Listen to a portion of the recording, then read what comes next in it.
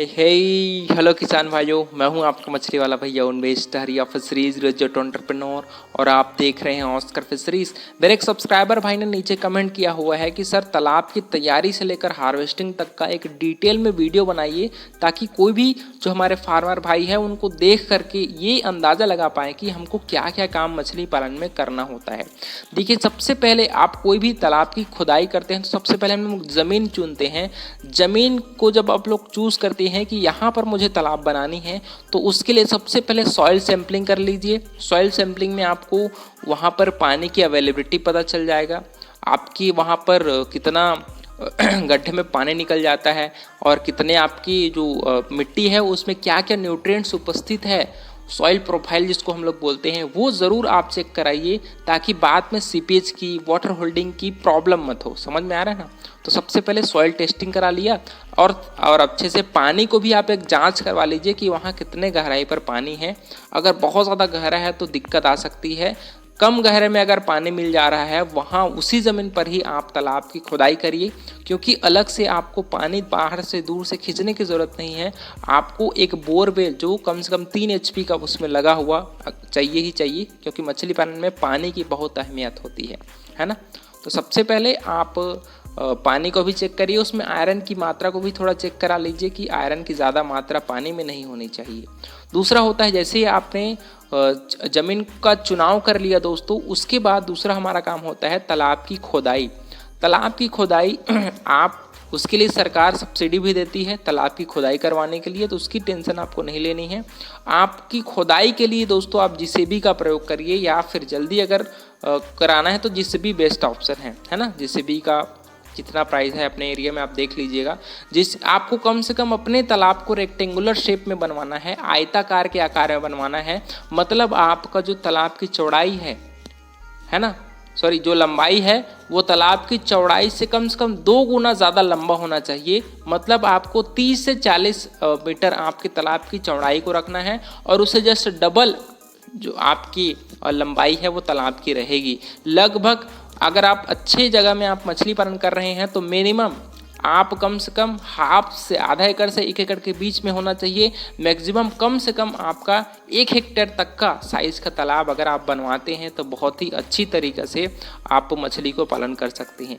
गहराई आप लगभग 6 से 7 फीट खुदाई करवाइए और 2 फीट तो आपकी मिट्टी की जो निकलेगी उसका एक मेड़ बनवाइए। लगभग 8 से 10 फीट तक अगर आप तालाब की गहराई रखेंगे तो उसमें हम लोग 7 फीट तक पानी रखेंगे। 6 से 7 फीट और 3 फीट है वो फ्री स्पेस के रूप में काम आ जाएगा। तो इस प्रकार से हमने अपने तालाब की तैयारी कर ली। अब दूसरा आता है, जैसे ही तालाब की खोदाई हो जाती है उसके बाद और एक चीज़ और ध्यान रखिएगा, आपको दीवार टाइप का तालाब नहीं बनवाना है, आपको उसमें स्लोपी तालाब बनवाना है, स्लोप बनवाना है ना थोड़ा सा, ताकि जो भी आपकी इंग्रेडिएंट्स है वो तालाब के निचले हिस्से में जमा हो। डायरेक्ट अगर दीवार टाइप का अगर तालाब की खुदवाई कराएंगे ना तो उससे मछली को तैरने में दिक्कत होती है, वो मछली का शरीर को डैमेज पहुंचा सकती है। तो स्लोपी आकार में आप तालाब को बनाना है आपको, ठीक है।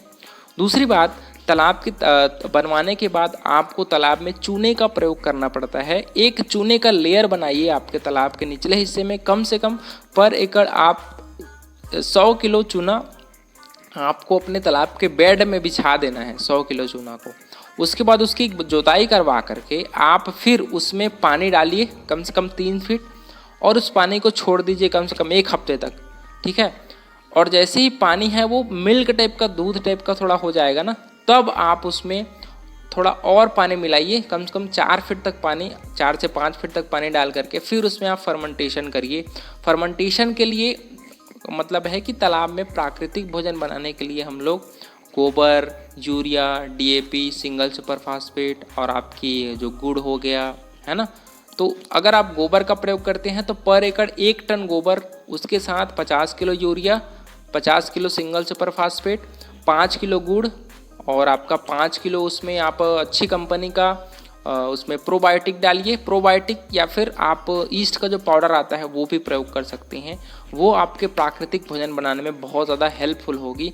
इन तीनों चीज़ों को आपको एक गड्ढे में दोस्तों सड़ाना है 3 दिनों तक पानी डाल करके जो सड़ाने के बाद जो घोल बनेगा उस घोल को आपको तालाब के सभी हिस्से में अच्छे से छिड़काई करवा देनी है।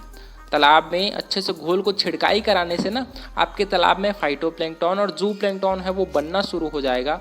और ये कैसे पता चलेगा? जब आपके तालाब का पानी का कलर है वो हल्का हरा कलर में जब चेंज होना शुरू हो जाएगा, इसका मतलब ये है कि तालाब में प्राकृतिक भोजन है वो बन चुका है। अब बारी आती है कि मछली आप स्टॉक करने की। देखिए, मछली के हिसाब से हम लोग तालाब का निर्माण करवाते हैं। अगर आप कैट फिशेज का पालन कर रहे हैं तो बहुत ही छोटे क्षेत्र में, लगभग 10 से 15 डिसमिल के क्षेत्रफल में भी आप कैट फिशेज, जिसमें सिंघी, मांगुर, आपका पंगासस, ये सब आती है। और अगर आप सरकारी एमसी मछली का पालन कर रहे हैं, कतला, रोहू, मृगल, सिल्वर, ग्रास क्रॉप, इन लोगों के लिए तो आपको 1/2 एकड़ तक मिनिमम तालाब तो होना ही चाहिए। मैक्सिमम 1 हेक्टेयर तक, मतलब 2.5 एकड़ तक अगर आपका तालाब है तो बहुत ही अच्छी तरीक़ा से आप सरकारी मछली का पालन है वो कर सकते हैं, है ना। अब आता है स्टॉकिंग डेंसिटी की, कितना मछली तालाब में छोड़ना चाहिए।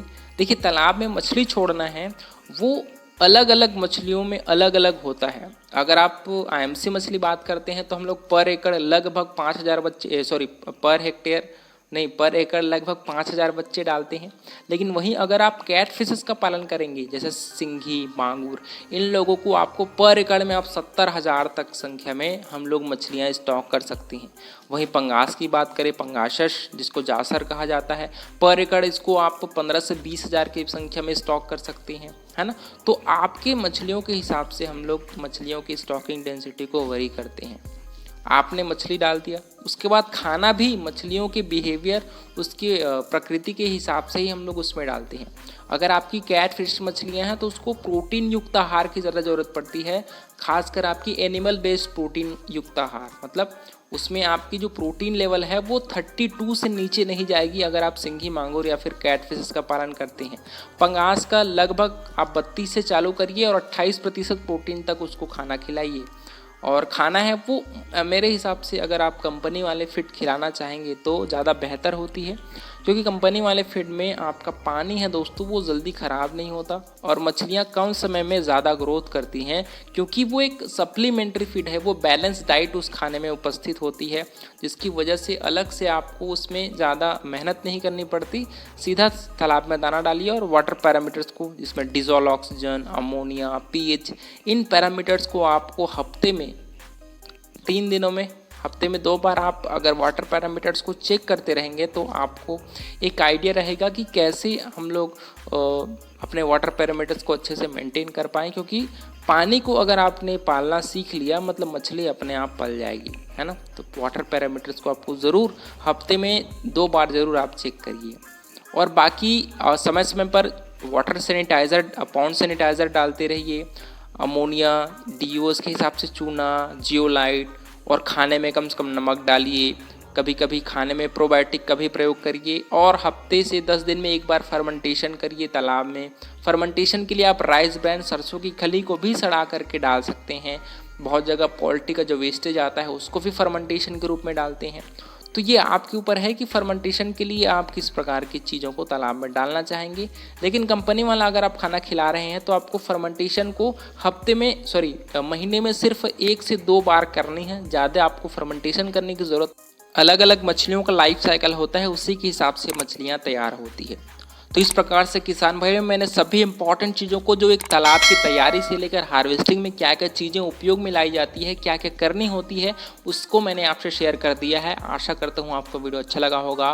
वीडियो अच्छा लगा तो वीडियो को लाइक ज़रूर करिए। ऑस्कर फिशरीज पर नए हैं तो चैनल को सब्सक्राइब करना बिल्कुल मत भूलिएगा। मिलता है अगले वीडियो में किसान भाई को, तब तक के लिए बड़ों को सम्मान करिए, छोटों को प्यार करिए और खुद का ढेर सारा ख्याल रखिए। Thank you, thanks for watching.